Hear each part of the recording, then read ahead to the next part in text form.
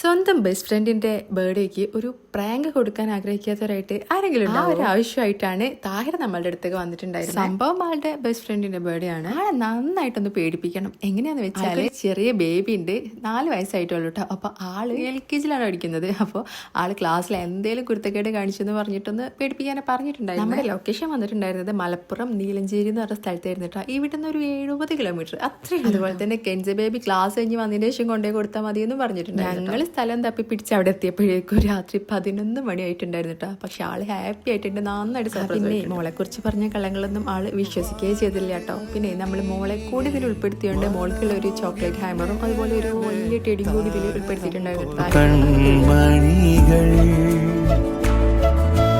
നാം നടന്ന കാലം അതിശയജാലം പല വഴിയേറുക